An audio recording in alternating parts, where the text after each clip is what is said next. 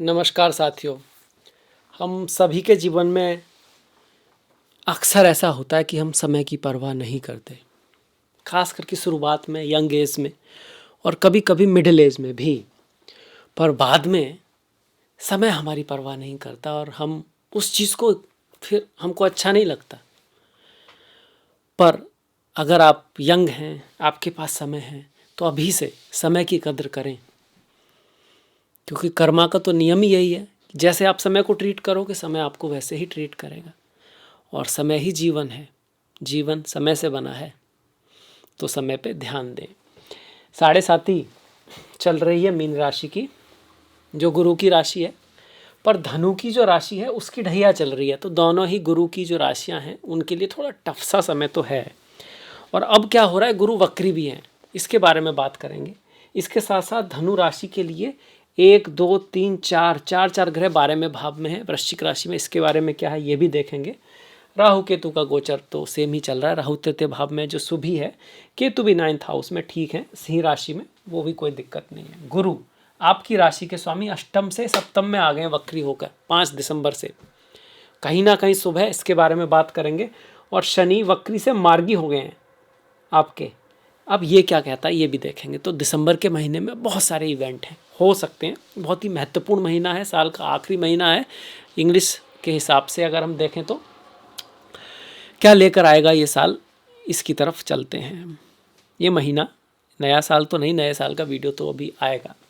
तो देखिए, सबसे पहले तो यही है कि महीने की शुरुआत में कोई खर्चा हो सकता है। नवंबर के अंत में, दिसंबर की स्टार्टिंग में कोई यात्रा, ट्रैवल हो सकती है, खर्चा आ सकता है, पैसा खर्च हो सकता है। पैसा अच्छी चीज़ों पे भी खर्च होता है, पैसा हॉस्पिटल, जेल, लड़ाई झगड़े पे भी खर्च हो सकता है। तो इनमें से स्वास्थ्य का ध्यान रखना है, लड़ाई झगड़े से बचना है, और अच्छी चीज़ों पे तो खर्चा होना ही होता है, तो कोई बात नहीं है, होना भी चाहिए, इसीलिए व्यक्ति कमाता भी है धन। तो इतने सारे ग्रह बड़े रूप से तो ऐसे ही कहते हैं, पर कौन कौन से ग्रह हैं यहाँ पर? बुध हैं, तो करियर के ऊपर खर्चा हो सकता है, व्यापार के ऊपर खर्चा हो सकता है, करियर व्यापार से संबंधित रिलेटेड यात्रा हो सकती है, कुछ चेंजेज आ सकते हैं। इस चीज़ को दिखाता है दिसंबर का शुरुआत आपका। इसके बाद, इसके साथ साथ यहाँ पर सूर्य जो कि भाग्य के स्वामी है, वो भी 12वें भाव में है। तो लक बाहर से आएगा, विदेश से आएगा, ट्रैवल से आएगा, या फिर लक का खर्चा होगा। लक बाहर ले जाएगा, विदेश ले जाएगा, बाहर ले जाएगा, ट्रैवल कराएगा, यात्रा कराएगा, या खर्चा कराएगा, दान पुण्य कराएगा, कुछ अच्छी चीज़ भी करा सकता है। इस चीज़ को भी दिखाते हैं।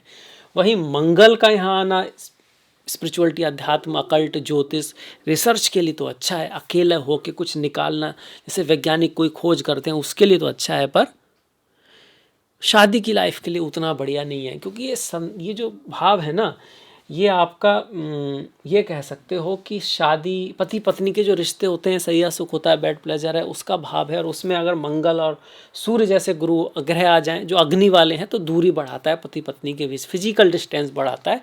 उसका कभी कभी कारण यही होता है कि यात्रा है, ट्रैवल है, कहीं बाहर जाना है, तो भाई साथ में कैसे रहेंगे, ये भी होता है। या फिर आपस में डिफरेंस ऑफ ओपिनियन भी बनाता है। ये और ज़्यादा हो सकता है अगर कुंडली में ही कुछ इस तरह की प्रॉब्लम हो। भाई 7th लॉर्ड जो आपका बुध है, वो कुंडली में कहीं अपने से 6 8 12 में हो, शुक्र से 6 8वें 12 में कुछ दिक्कत हो, इस तरह की चीज़ें हो। चंद्रमा से आपका 4th house, 8th house, 7th house, 12th house में कोई दिक्कत हो, और उस समय उसकी दशा भी हो, तो फिर वो चीज़ें आप कह सकते हो कि हाँ भाई ऐसा कुछ हो सकता है। अदरवाइज़ थोड़ा ध्यान जरूर रखें, प्रेम प्यार को बना के रखें आपका। ये कब हो रहा है? 16 तारीख तक किस तरह के रिजल्ट आ रहे हैं, 16 के बाद चीज़ों में अंतर आ रहा है। सबसे पहले तो 5 दिसंबर को जो गुरु हैं वो आपके वक्री आ गए यहाँ पर, ये कहीं ना कहीं हेल्प करेंगे मैरिज लाइफ के मामले में। फिर 6 दिसंबर को बुध वृश्चिक राशि में है, बुध वृश्चिक राशि में फिर से प्रवेश कर गए यहाँ से, ऐसे करके बुध यहीं पे रहेंगे। तो करियर को लेके तो आप कह ही सकते हो कि लगभग पूरे महीने थोड़ा उतार चढ़ाव, चेंजेस, यात्रा, ट्रैवल का योग बनता है।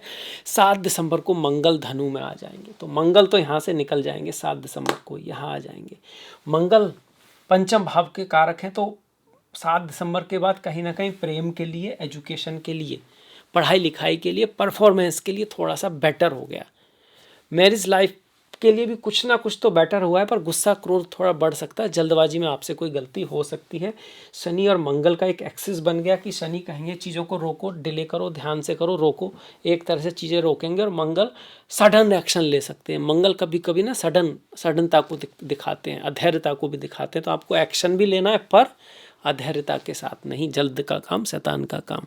और ख़ास करके इस महीने तो मैं यही कहूँगा, क्योंकि 16 तारीख से फिर सूर्य भी धनु में आ जाएंगे, इसको खरमास बोल देते हैं। शादी विवाह शुभ काम जो होते हैं फिर जनवरी, मतलब जनवरी में सर्दियों में फिर होंगे आपके 14 जनवरी के बाद से, मकर संक्रांति के बाद से। बीच में हम उसको थोड़ा सा रोक लेते हैं, तैयारी की जा सकती है, और किसी चीज़ की नॉलेज जो आप करते आ रहे हो उसको चालू किया जा सकता है। पुरानी चीज़ें जो चल रही हैं उनको बेटर किया जा सकता है। एकदम नई चीज़ के लिए थोड़ा सा टालना ठीक रहेगा।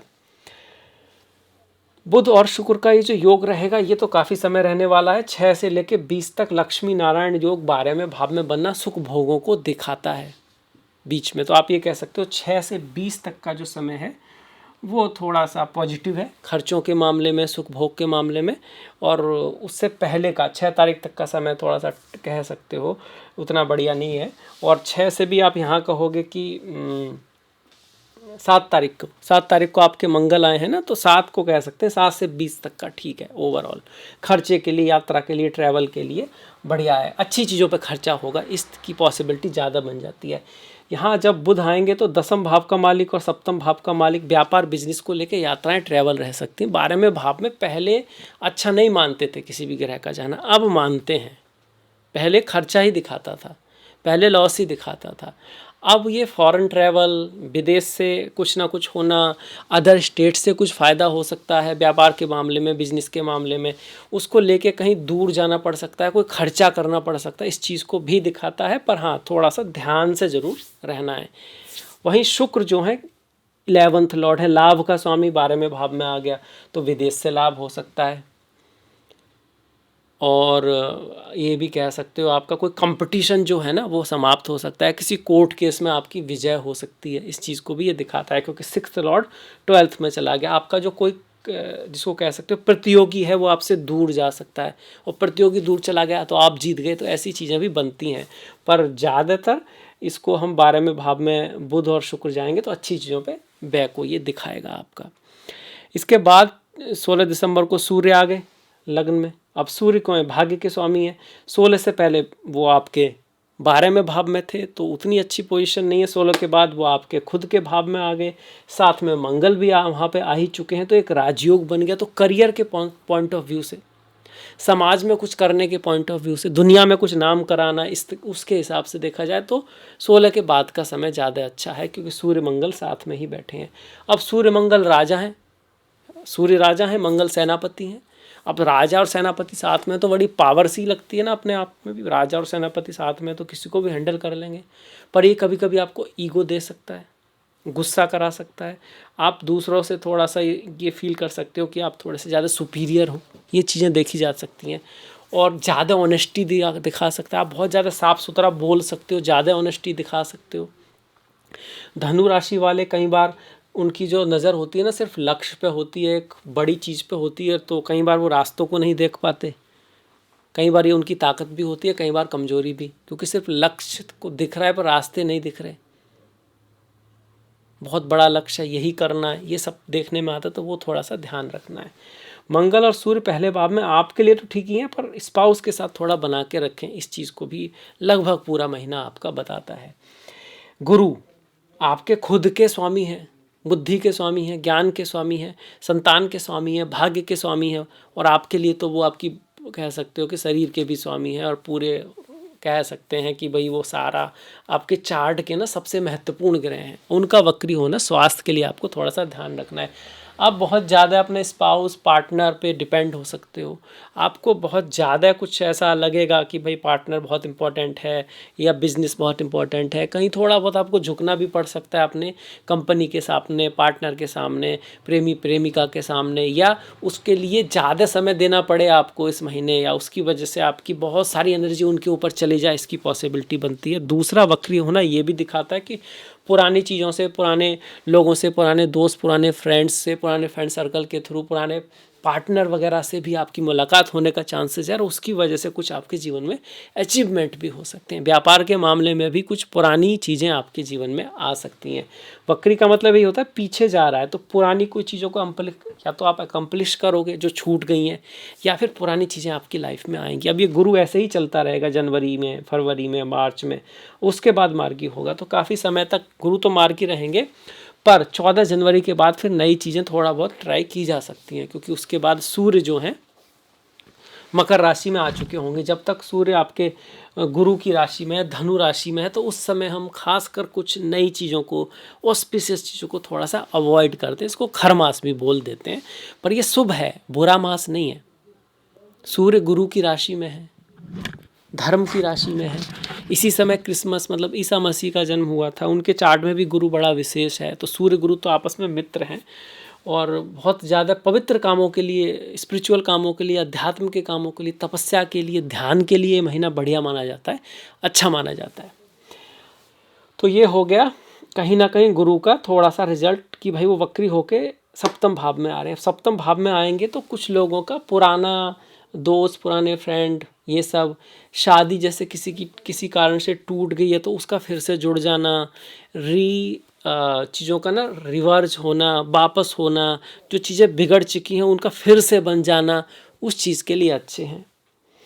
आपके बड़े भाई की लाइफ में और आपके छोटे भाई की लाइफ में कुछ बेटरमेंट लाएंगे ये गुरु। आपके कुछ रिश्ते उनसे सुधर सकते हैं, अपने छोटे भाई बहन, पड़ोसी, इसी तरह से बड़े भाई बहन, अपने से सीनियर बॉसेस, उनके साथ कोई ऐसी चीज़ें आपकी जो अधूरी बची हैं, कुछ कहना चाहते थे आप, कोई बात है, ऐसा कोई काम है जो आप दोनों मिल के करना चाहते थे, तो वो चीज़ें फिर से शुरुआत हो सकती हैं। इस बात को भी यहाँ गुरु बता रहे हैं।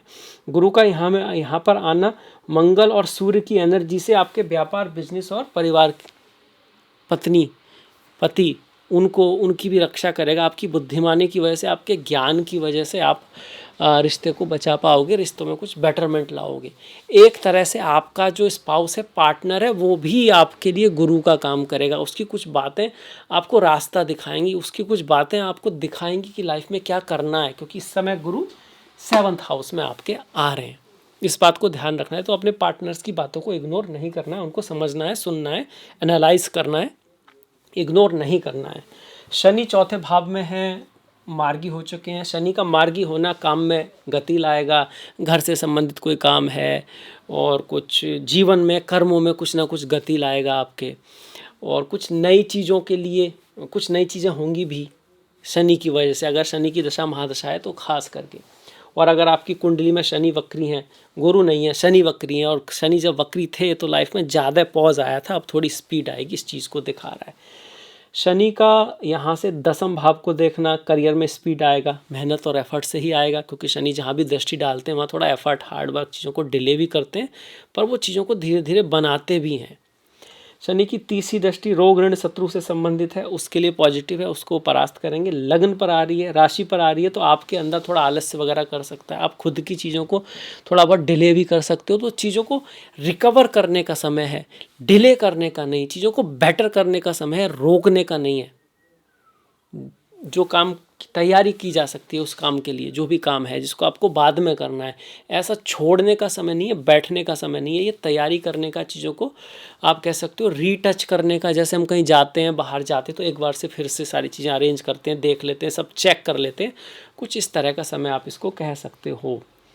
खास करके 14 जनवरी तक का ऐसा ज़्यादा है, उसके पास चीज़ें भले ही गुरु वक्री रहेंगे, आगे बढ़ेंगी, तब आप बढ़ सकते हैं आगे। बाकी दशाएं, महादशाएं, अंतरदशाएं, बाकी स्थितियां हमको कुंडली में देखनी चाहिए। अब मंगल और सूर्य यहाँ पर आएंगे, तो सूर्य भाग्य के स्वामी, मंगल पंचम के स्वामी, तो पहले भाव में बड़ा इफेक्ट आ रहा है। तो हेल्थ में 16 तारीख के बाद कुछ पॉजिटिव चीज़ हो सकती है हेल्थ के लिए। आपके पद प्रतिष्ठा, प्रमोशन या नाम आपको मिल सकता है आपके पुराने एफर्ट की वजह से। गवर्नमेंट जॉब आदि आपको मिल सकता है। आपका नाम आपके एजुकेशन की वजह से हो सकता है, आपके पिता, आपका गुरु, आपके टीचर, उन सब का कोई हेल्प आपको मिल सकती है, क्योंकि सूर्य यहाँ पर आ रहे हैं केतु के यहाँ होने के बावजूद। केतु की वजह से थोड़ा सा, अगर किसी की केतु की महादशा है, अंतरदशा है, तो फिर हम कहेंगे पिता गुरु टीचर्स के मामले में हमको थोड़ा सा उतना सहयोग नहीं मिलेगा, पर हम प्रयास बहुत करेंगे, हम हार्डवर्क बहुत करेंगे, हम मेहनत बहुत करेंगे।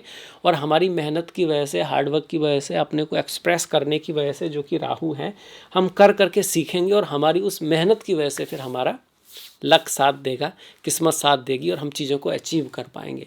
इसीलिए राहु को तृतीय भाव में अच्छा माना जाता है। ऐसा नहीं कि चीज़ें एकदम से हो जाती हैं, यहाँ वो आपको इतना साहसी बना देता है कि थोड़ी मोटी चोट को आप सहन कर जाते हो और उससे सीखते हो और फिर आगे बढ़ते हो, नॉलेज गेन करते हो, आगे बढ़ते हो। आपके अंदर इतना साहस होता है कि भाई उठ के फिर से खड़ा होना और मजबूती के साथ खड़ा होना, ऐसा राहु देते हैं। इसीलिए तृतीय भाव के राहु को अच्छा माना गया, शुभ माना गया है यहाँ पे।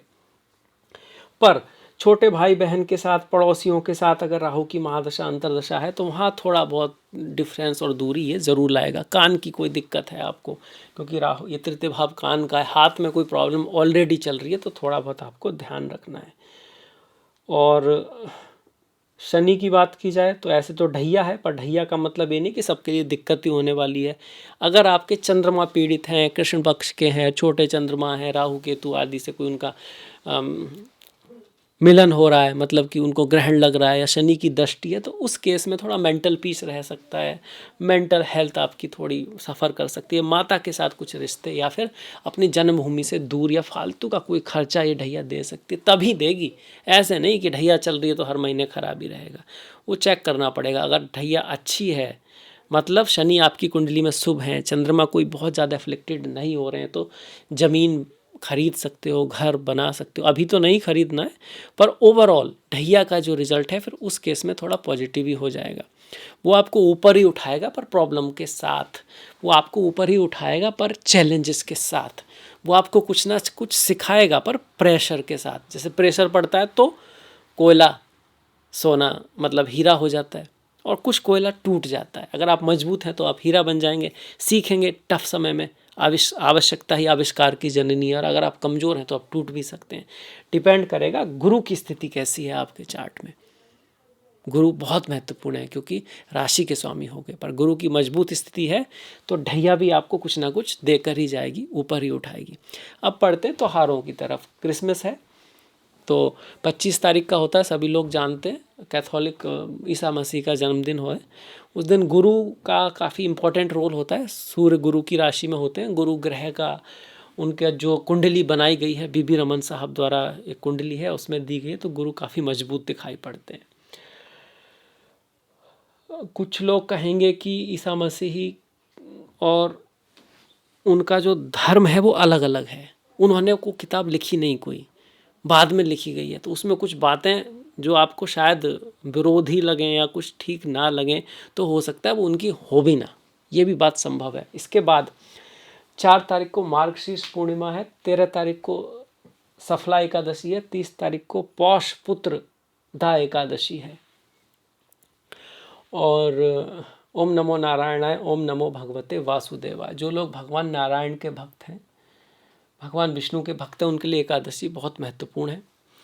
एकादशी वास्तव में आपको व्रत फास्ट जो हम करते हैं वो अंदर से मजबूत बनाता है, मन से मजबूत बनाता है, साहसी भी बनाता है, आपको डिसिप्लिन भी सिखाता है। तो ये सिर्फ आध्यात्मिक ही नहीं, आध्यात्मिकता तो है ही है, ये आपको जीवन में भी सफलता प्रदान करने में काफ़ी सहायक है।